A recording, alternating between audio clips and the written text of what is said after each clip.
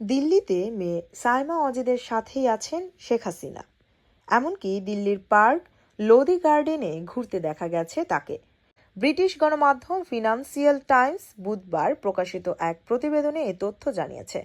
সাইমা অজেদ চলতি বছরের ফেব্রুয়ারিতে বিশ্ব স্বাস্থ্য সংস্থার দিল্লি ভিত্তিক পদে নিয়োগ পান। কিন্তু শেখ হাসিনা দেশ থেকে পালিয়ে যাওয়ার পর সাইমা অজেদ মায়ের সঙ্গে দেখা করার সুযোগ পাননি। মায়ের দেখা পাননি এ নিয়ে একটি পোস্টও দিয়েছিলেন সে সময়। এদিকে হাসিনার আশ্রয়ের কথা স্বীকার করলেও সাবেক এই প্রধানমন্ত্রীর অবস্থান বা অন্যান্য বিষয়ে নীরবতা বজায় রেখে চলেছে এখনও ভারত। তবে ব্রিটিশ গণমাধ্যম ফিনান্সিয়াল টাইমস দাবি করেছে শেখ হাসিনা ভারতীয় সরকারের একটি সেফ হাউসে রয়েছেন।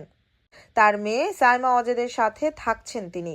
তবে এই প্রতিবেদন এটি পরিষ্কার করেনি যে সাইমা অজেদ একটি আন্তর্জাতিক সংস্থায় কর্মরত থেকে তার মায়ের সঙ্গে আইনগতভাবে থাকতে পারেন কিনা। এই প্রতিবেদনের শিরোনাম, শেখ হাসিনা এখন কোথায়?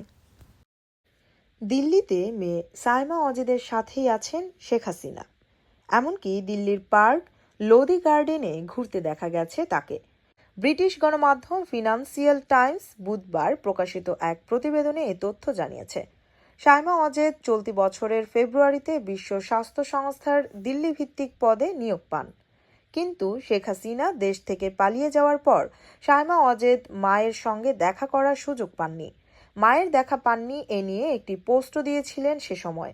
এদিকে হাসিনার আশ্রয়ের কথা স্বীকার করলেও সাবেক এই প্রধানমন্ত্রীর অবস্থান বা অন্যান্য বিষয়ে নীরবতা বজায় রেখে চলেছে এখনও ভারত।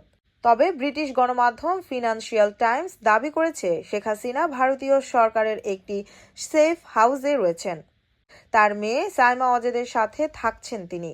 তবে এই প্রতিবেদন এটি পরিষ্কার করেনি যে সাইমা অজেদ একটি আন্তর্জাতিক সংস্থায় কর্মরত থেকে তার মায়ের সঙ্গে আইনগতভাবে থাকতে পারেন কিনা।